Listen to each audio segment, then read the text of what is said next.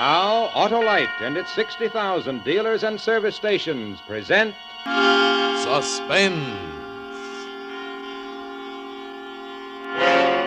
Tonight, Autolite brings you Fredric March in The Night Reveals, a suspense play produced and directed by Anton M. Leader. Friends, for that Memorial Day trip, install an Autolite Stay Full battery in your car and relax. An Autolite Stay Full battery needs water only 3 times a year in normal car use. Yes, sirree, only 3 times a year. Why, it makes a camel look like a drinking fountain. And in addition, an Autolite Stay Full battery has extra plates for extra power. Protected by fiberglass insulation for stronger life and longer life. In recent tests conducted according to the life cycle standards of the Society of Automotive Engineers, Autolite Stay Full batteries gave 70% longer average life than batteries without all these features. With an Autolite Stay Full battery, you need to add water only 3 times a year in normal car use. So remember, you're right with Autolite. And now, Autolite presents Fredric March in a tale well calculated to keep you in suspense.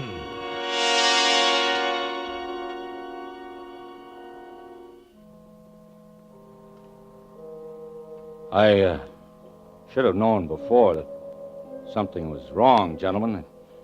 You should have known by your eyes. It was a queer looking, staring at me one minute and avoiding me the next. Well, I came home late one Monday night, and they were asleep. My son Johnny, my wife here, Marie. I lay in bed reviewing my day's work. I'm an investigator for the Herkimer Fire Insurance Company. And while thinking about the fire on 2nd Avenue, I fell asleep. And suddenly I was sitting bolt upright, wide awake, with a strange feeling of being alone in the room. I looked toward Marie's bed.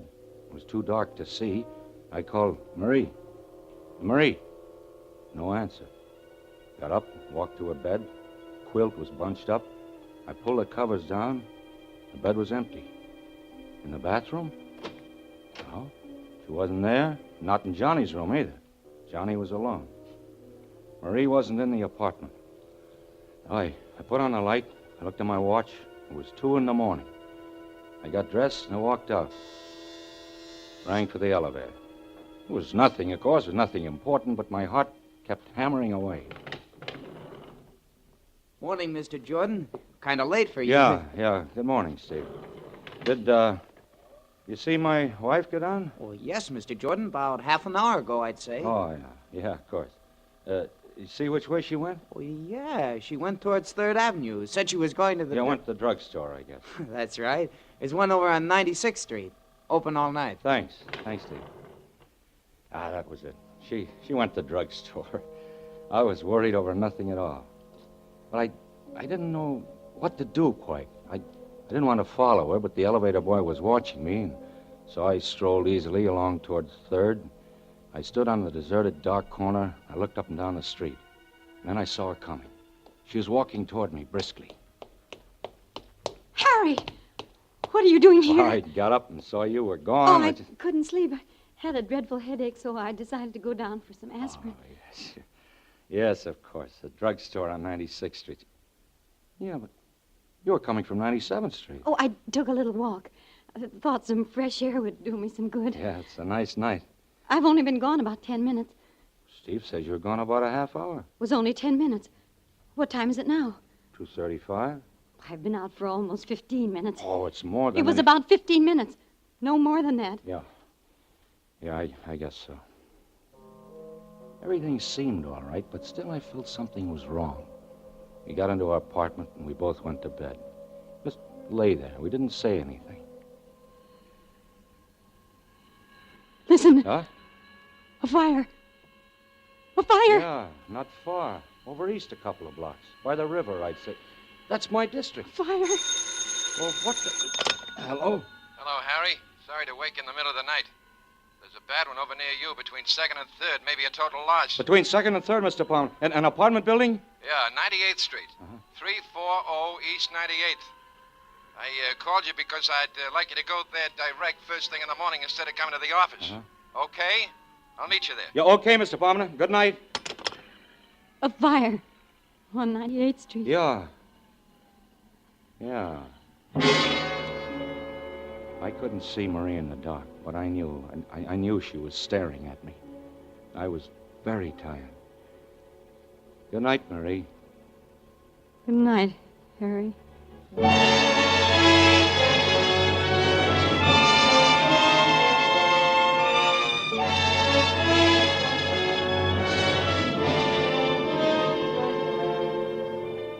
For Suspense, Autolite is bringing you Mr. Fredric March in radio's outstanding theater of thrills, Suspense.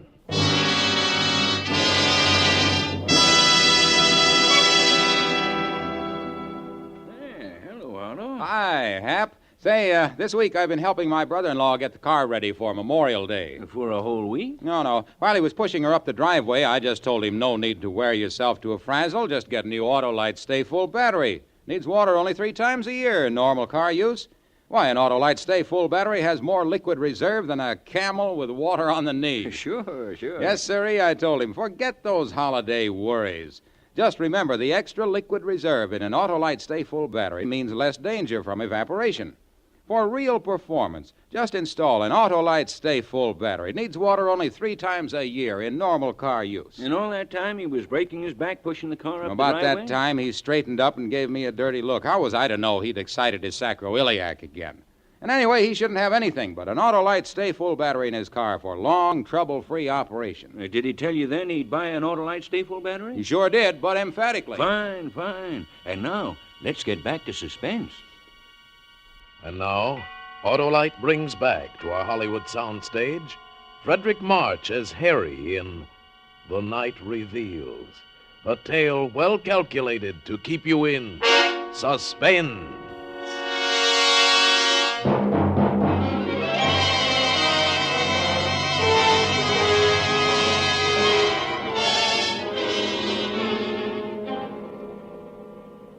Well, the next morning, I went over to 98th Street to inspect the remains of number 340 and to see if there was evidence of anything suspicious about the origin of the fire. Mr. Palmer was there.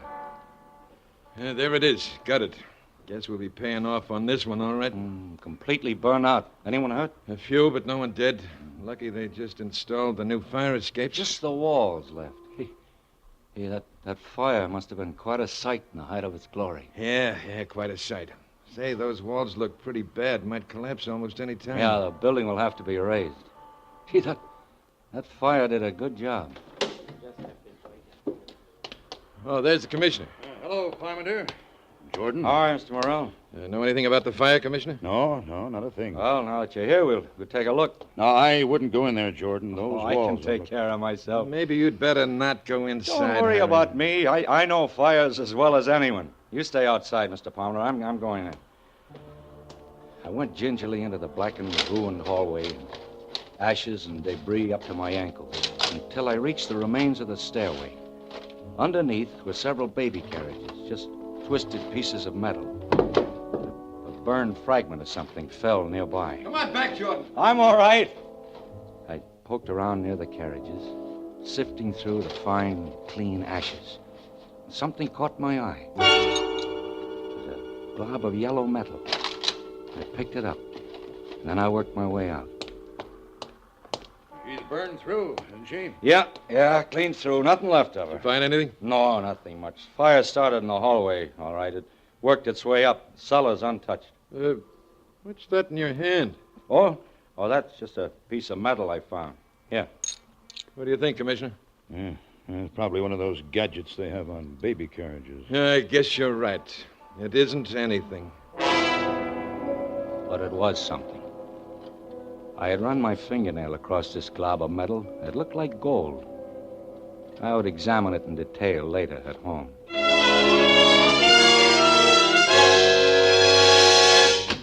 Hello, Daddy. How are you, Johnny? Mama says I was bad today. Harry, you're home early. Yeah, I got through sooner than I expected. What is it, Harry? Your locket. You're not wearing it. You've never had it off before. My locket? Well, don't you remember? Daddy, can I go over and see Davy Taylor for a minute? Yeah, Johnny, go ahead. All right. Gee, Daddy. Well, you shouldn't have done that. I didn't want him to go. He hasn't had his dinner. Never mind, Johnny. What'd you say happened to the locket? Well, I gave it to you. To me? Well, I put it in your pocket to have it fixed. The catch was loose. I don't remember. I put it in your pocket, Harry. I forgot to mention it to you. I wanted you to take it to the jeweler's and get the catch fixed. I just put it in your coat pocket while you were shaving. When? Yesterday? Yes, yesterday morning. Well, it should be in my pocket now. I wore this suit yesterday, too. Nothing in my pockets, Marie. Well... Marie. Yes, Harry? Is anything wrong with you? I'm perfectly all right. Not a thing wrong with me. You look worried, as if you'd got something on your mind. It's nothing. I've just been having a headache. Maybe you ought to see a doctor. No. Really doesn't amount to much. Well, I think I'll take another look for the locket. Which suit did you say you put it in? Your blue suit? I think. Or maybe it was the gray, though. I couldn't make it out. What had she done with the locket? Had she pawned it? Had she given it away? Then I remembered something. I went in the bathroom, locked the door. I looked at this shapeless little glob of yellow metal. I rubbed the blackened spots away until all of it was gleaming. I took a nail file out of the medicine chest and began to file it. I kept filing until I had enlarged the crack to the full length of the piece of gold. And I slipped the nail file inside and pried it open. Tiny fragments of glass, and then I saw a piece of scorched paper. It was a photograph. It was a picture of my son, Johnny. This glob of metal was my wife's locket. I put the locket and the picture in my pocket and walked out.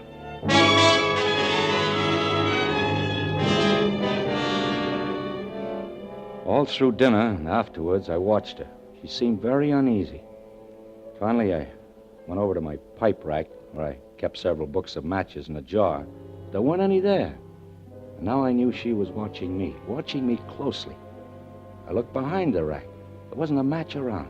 What the devil happened to all my matches? I have a match. Here, let me light it for you. Did you take the matches out of the jar, Marie? Well, Did you? Yes, I needed them in the kitchen. Shall I light your pipe for you? No, I'll light it myself. I picked a match out of the booklet. It was a clean white match with a green head. I struck it against the side. The match spluttered up into a yellow flame, fringed on the bottom with blue. Marie stared at it until I felt the sharp bite of the flame on my thumb. Ouch! Burn yourself? No, it's all right.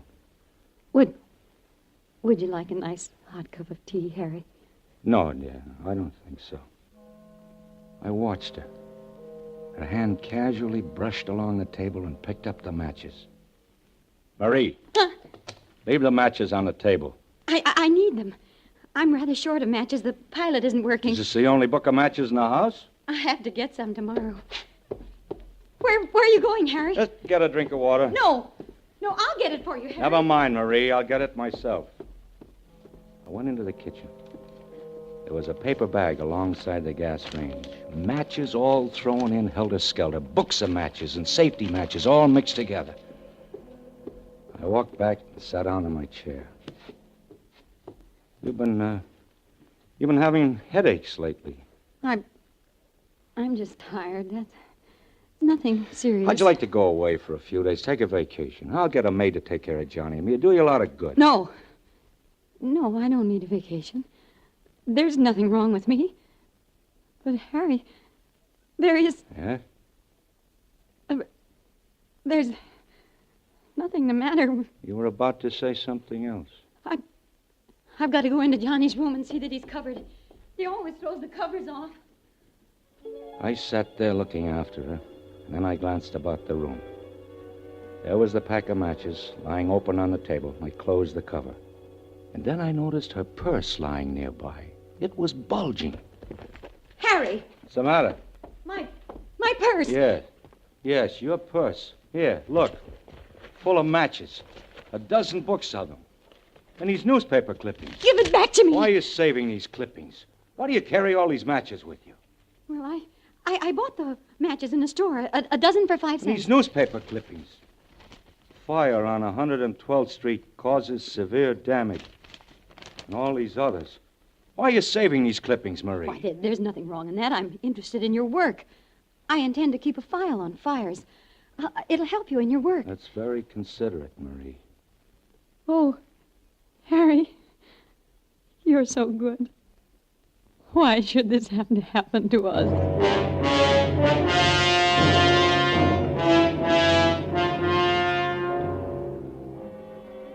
About midnight, I went to bed. Marie didn't follow me. I lay in the semi-darkness, wide awake, trying to think what I should do. Couldn't collect my thoughts. Every time I closed my eyes, I could see the flame of that match, yellow and blue, crawling along the matchstick. Drink this, Harry. It'll help you sleep. What is it? It's cocoa. It's very good for you. I'm not the one that's having trouble falling asleep. We both couldn't sleep last night. I'm taking some of this myself as soon as I go to bed. All right, leave it on the nightstand. Well, be sure to drink it while it's hot. Yes, Mary, I will.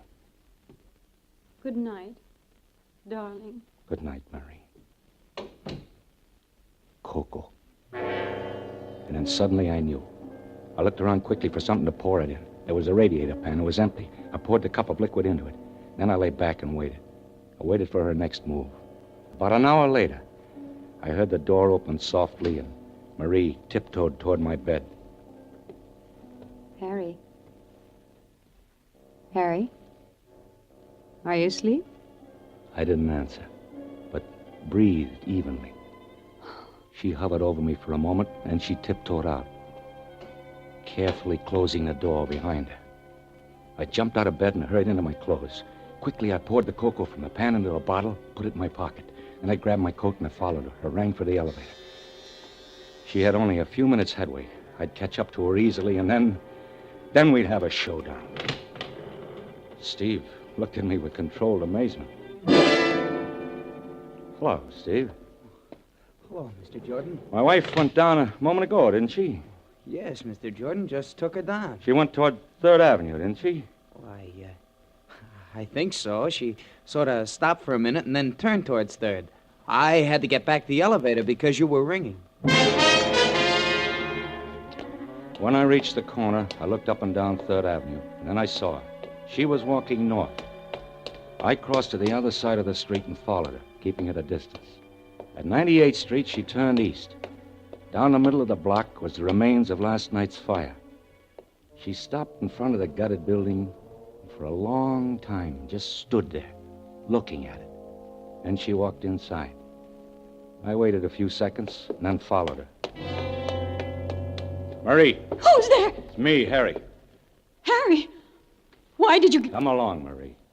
We'd better get out of here. The police. I took her hand. Without a word, she came along. We walked home in complete silence. We both knew. When we came to our apartment house, I stopped and rang for the elevator. In the light of the hallway, I could see her face. My wife's face.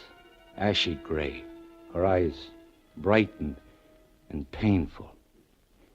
You run upstairs, Marie, and I'll be along in a minute. Harry, where are you going? I'll be right back. Please, Harry. Don't do anything. You run along, Marie. You're not going... No. I'm only going to the drugstore to get something. I'll be back in a few minutes.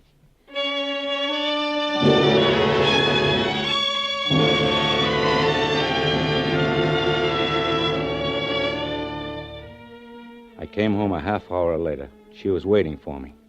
Did you do it, Harry? Please, Harry, tell me. I've got to know. I had the cocoa you gave me analyzed. Oh, I'm sorry. I had to do it. Don't you see? I couldn't help it. It's very easy for the druggist, especially when I told him what I thought was in it.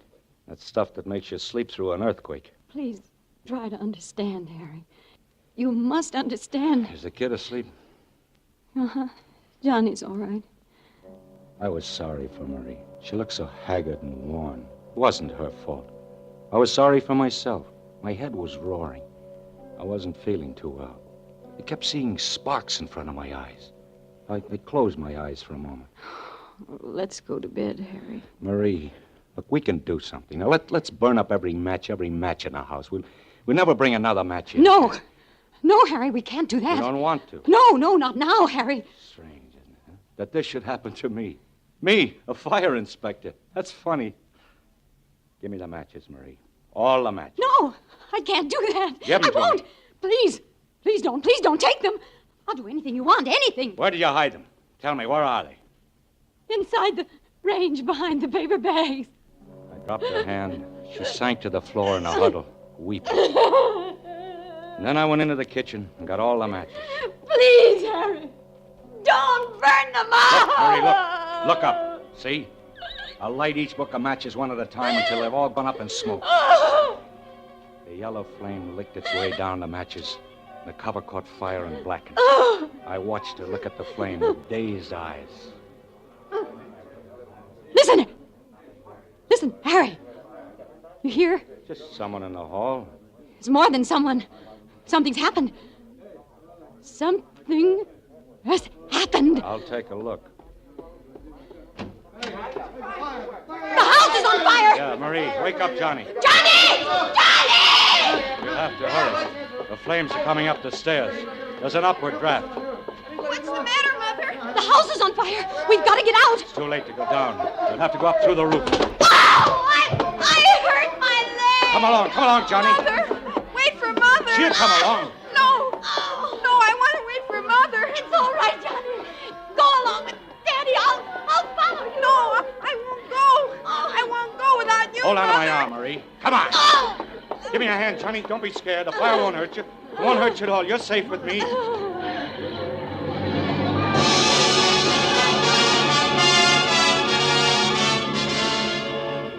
We made our way upstairs.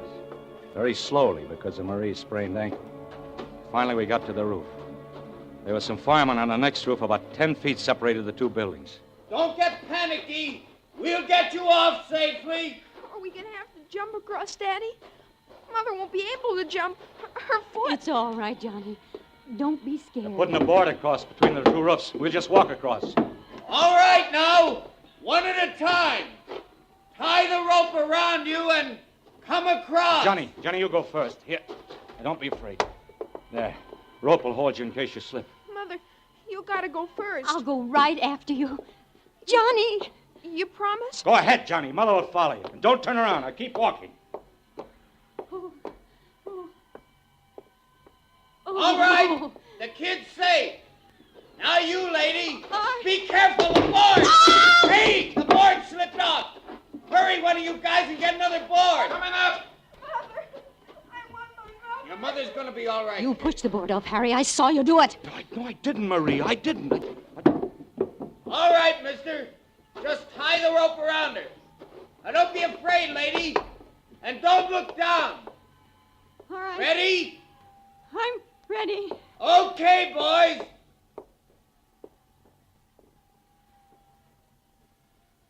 She's all right.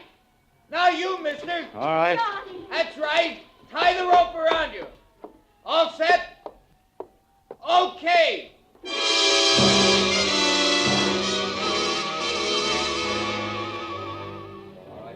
On the ground, we stood there, the three of us, watching the fire. Great flames shot out, stabbing at the sky. The top of the roof was burning now. A red flame crawled along, searching out the inflammable spots. And the wind was helping. All this time, Marie was shaking violently, but not with cold. I pitied her. And then she threw up her hands and shrieked.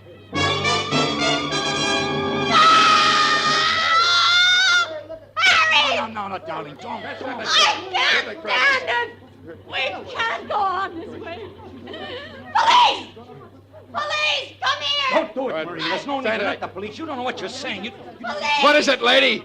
Hey, you better calm down now. Officer, pay no attention. No, it's no use, Harry. Officer, these awful fires, they're not accidental. There's a pyromaniac, a criminal. I know who it is. You got to arrest the person. Arrest it, so there won't be any more. All right, lady. What is this? Who is the pyromaniac? The criminal is my husband, Harry Jordan. This man here. Arrest him, officer.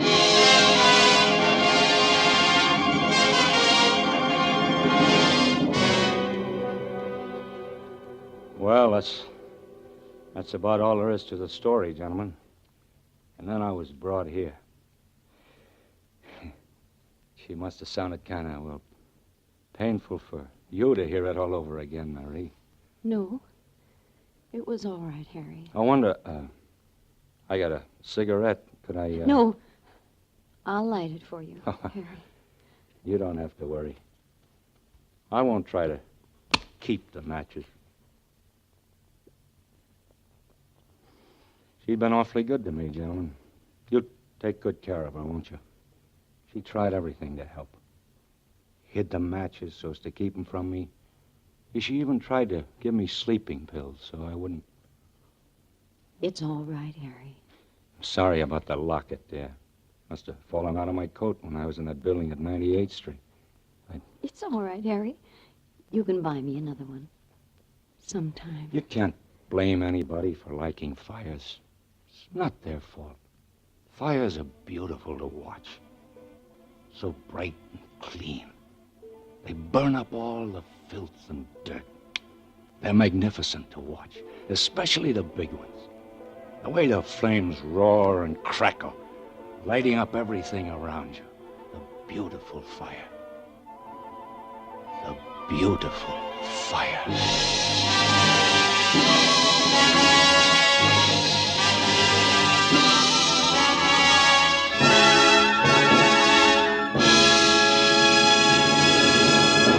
Thank you, Fredric March, for a splendid performance. Say, Harlow, you and your brother-in-law still friends? Why, of course we're friends, Hap. We have so much in common. Both of us think an Autolite Stay Full battery is wonderful. Why, it needs water only 3 times a year, normal car use. And he appreciates the fact that Autolite Stay Full batteries are made by Autolite, the makers of over 400 products for cars, trucks, airplanes, boats. In 28 Autolite plants from coast to coast. Yes, sirree. And Autolite also makes complete electrical systems for many makes of America's finest cars. Batteries, spark plugs, generators, starting motors, coils, distributors. All engineered to fit together perfectly, work together perfectly, because they're a perfect team. The lifeline of your car. So, folks, don't accept electrical parts that are supposed to be as good. Remember, you're always right with Autolite.